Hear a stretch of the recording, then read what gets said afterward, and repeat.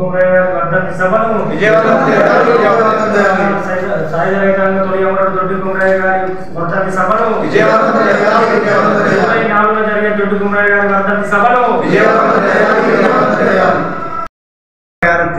4వ తేదీన కడివెండి గ్రామంలో దొడ్డి కుమరయ్య అమరత్వం కావడం జరిగింది. విసునూరు రామచంద్రరెడ్డి కరుడుగట్టినటువంటి భూస్వామి, దాదాపుగా జనగామ ప్రాంతంలో 20,000 ఎకరాల అధిపతి గల భూస్వామి. ఆ భూస్వామికి వ్యతిరేకంగా ప్రజలందరూ సాయుధ పోరాటాన్ని కూడా చేశారు. ముఖ్యంగా ఏంటంటే జూలై 1946 జూలై 4వ తేదీన ఈ భూస్వాముల దౌర్జన్యాలకు వ్యతిరేకంగా, దోపిడీలకు వ్యతిరేకంగా, వాళ్ళు చేస్తున్నట్టు ఎట్టికి వ్యతిరేకంగా, బానిసత్వానికి వ్యతిరేకంగా అన్ని గ్రామాల్లో ఊరేగింపులు జరిగాయి. ఆ సందర్భంలోనే అదే రోజు జూలై 4వ తారీఖున కూడా కడివెండి గ్రామంలో పెద్ద ఎత్తున ఊరేగింపు చేయడం జరిగింది.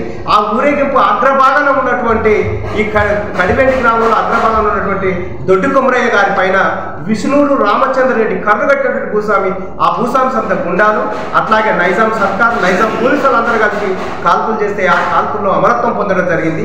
అది జూలై 4 నాటికి 75 సంవత్సరాలు అవుతుంది.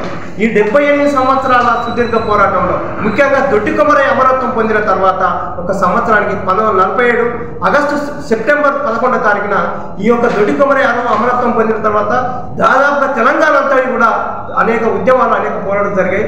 ఈ పోరాటంలో భూస్వాములకు వ్యతిరేకంగా దున్నేవారికి భూమి కావాలని తెలంగాణ సాయుధ పోరాటంలో పాల్గొని తొలి అమరుడైన దొడ్డి కుమరయ్య జయంతి వాసవి కళ్యాణోత్సవంలో జరుగుతుంది. అట్లాంటి కార్యక్రమానికి మనం అందరం సమేకంగా మనస్ఫూర్తిగా హాజరై ఆ జరిగే కార్యక్రమాన్ని అందరం విజయవంతం చేయాలని చెప్పి దొడ్డి కుమరయ్య మీద ఉన్నటువంటి అభిమానంతో అందరూ, అన్ని సంఘాల వాళ్ళు అందరూ ఆహ్వానితులే, అందరూ పాల్గొనాలని వాళ్ళందరికీ పేరు పేరున దొడ్డి కుమరయ్య కమిటీ చైర్మన్గా విజ్ఞప్తి చేస్తూ అందరూ రావాలని చెప్పి, ఈ కరపత్రంలో పేర్లున్న కాకుండా అందరూ కూడా పాల్గొని ఆ సభను విజయవంతం చేయాలని చెప్పి 4వ తారీఖు నాడు వాసవి కళ్యాణ మండపంలో 11 గంటలకు జరుగుతుంది. దాంట్లో కోదండరావు సారు ముఖ్య అతిథులుగా పాల్గొంటున్నారు. చాడ వెంకటరెడ్డి గారు పాల్గొంటున్నారు. జిందం కళా చిత్రపాణి పాల్గొంటున్నారు. అట్లాగే మాజీ వైస్ చైర్మన్, జిల్లా వైస్ చైర్మన్ కులోమ గారు పాల్గొంటున్నారు. చైర్మన్ కేకే మహేందర్ రెడ్డి గారు కూడా పాల్గొంటున్నారు.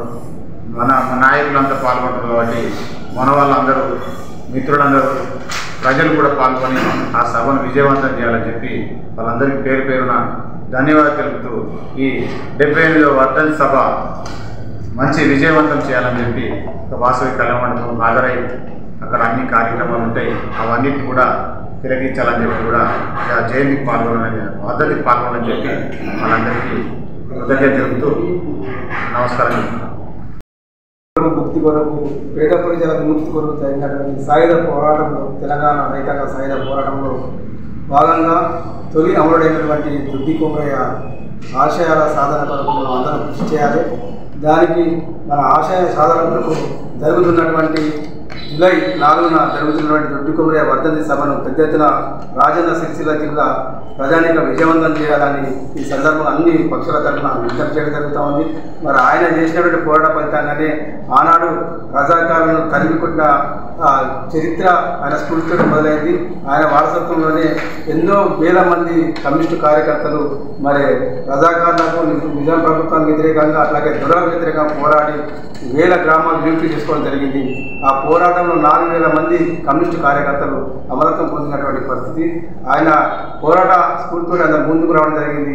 ఆయన పోరాటం వల్లనే మరి నైజాం ప్రభుత్వం దిగివచ్చి మరి ఆ రోజు మరి ఆ దిగివచ్చే పరిస్థితులుగా కల్పించిన ఆ పోరాట స్ఫూర్తితో ఆ రోజు రావడం జరిగింది. కాబట్టి ఆయన మనం కలుసుకుంటూ రాబోయే తరానికి మనం ఆయన వారసత్వం ఇచ్చే విధంగా ఈ సభ నిర్వహించడం జరుగుతూ ఉంది. కాబట్టి అందరూ విజయవంతం చేయాలని సందర్భంగా